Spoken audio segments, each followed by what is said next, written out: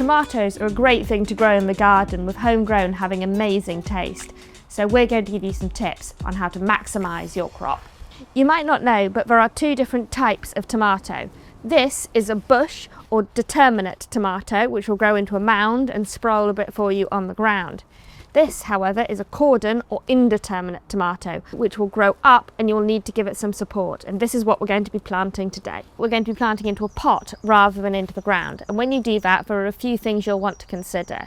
The first thing is that you will want a nice large pot, because tomatoes need plenty of water and nutrition, so you can struggle in a smaller pot. Today we're going to be planting a cordon, but if you're planting a bush, you might be able to manage with a slightly smaller pot. In terms of the growing media, we're just using a balanced, multi-purpose, peat-free compost. Now when it actually comes to planting, there's not much difference between a cordon and a bush. The main thing you'll need to bear in mind is that because a cordon is going to be growing upright and is going to be more exposed to winds and so forth, it's quite important that you bury it deeper than it is in its pot.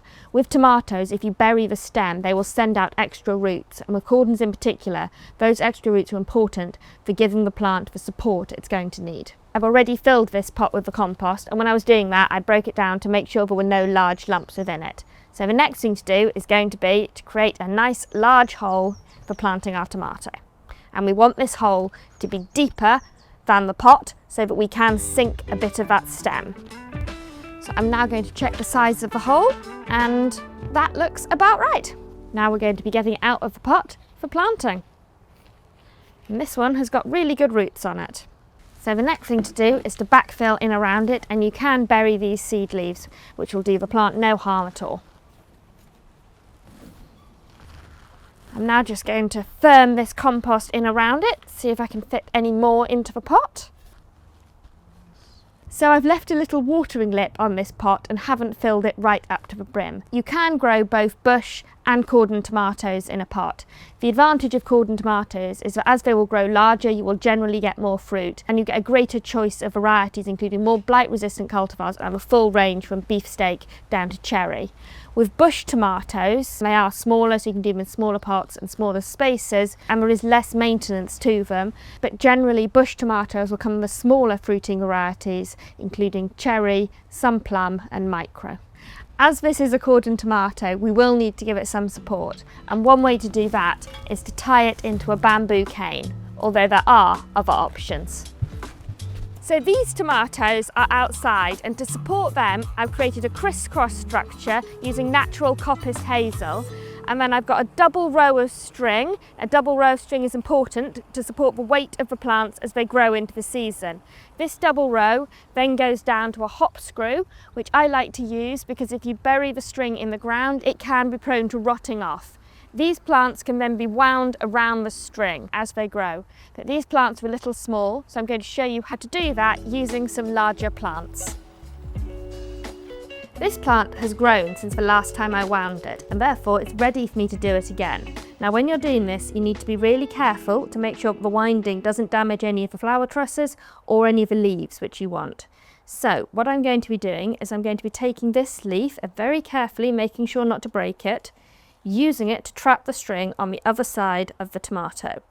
I'll then keep going up the plant, being careful to protect this flower truss as I go. And I think that's enough winding with this plant for now. And I'll leave it there all nice and supported. This plant also needs winding in, but before I do that, I've noticed it's got some side shoots which need removing.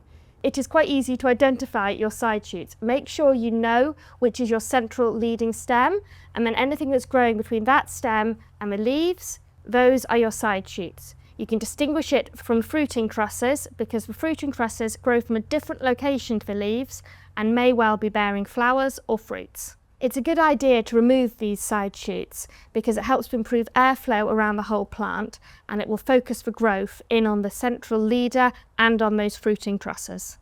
For smaller side shoots, you can just pinch them out with your fingers. Whereas for larger side shoots, I'd probably use my snips or secateurs to ensure that I don't damage the central stem of the plant. If you're unsatisfied with the number of tomato plants you've grown, then side shoots of about this size can be good for sticking into a glass of water, where they're quite likely to root.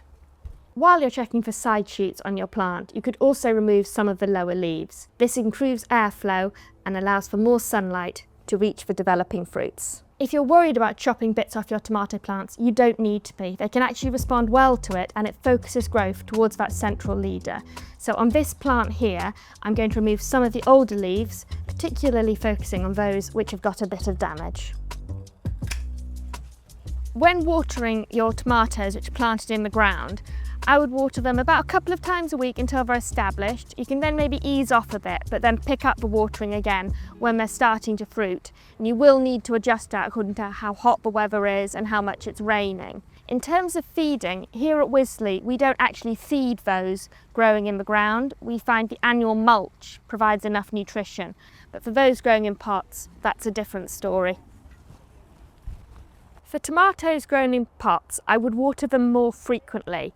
In really hot, dry weather, I would check them almost daily. So to check them, just stick your finger down into the pot and check the moisture, because just because the surface is dry doesn't necessarily mean it's dry underneath. And then if it is dry, you'll want to give it that water. I would also feed those growing in pots. So we just use a nice balanced seaweed tomato feed, and it is always worth checking the instructions on the back of your particular product, because the ratio of product to water will vary. So once you've checked it, just pour a cap or a cap and a half full, however much it says, into your watering can and top it up with water and carefully watering it on, and I would do that about once a week through the growing season. A few more tips for keeping your tomatoes healthy can be to have them nicely spaced to encourage airflow. You can also physically remove insects such as aphids, although a bit of companion planting, like we've got here with these marigolds, can help to attract in those beneficial insects and pollinators. Anecdotally, lots of gardeners do say this helps. While the scientific research on this is ongoing, indisputably it can look pretty, and companion plants such as the basil certainly taste good with your tomatoes. You may also wish to keep an eye out for tomato blight. The prevalence of this does vary from season to season, but if it does hit, it can be devastating. So a couple of quick tips: try and focus on growing blight-resistant cultivars outdoors, and if possible, grow those blight-susceptible cultivars in a glasshouse or a polytunnel if you happen to have one. This year at Wisley, we're growing over 50 different tomato cultivars. That includes almost all of the plants which have earned the RHS's Award of Garden Merit, but we're also growing others which have been tried and tested here in the garden or have been recommended to us by other people. So there are so many cultivars I'm excited to see. One of them is this one here, which is called Rosella, and it's got its AGM award, and it's supposed to be a cherry tomato with these beautiful trusses of really dark red, almost purple fruits, and they are starting to form here now, so I'm excited to see how they come along.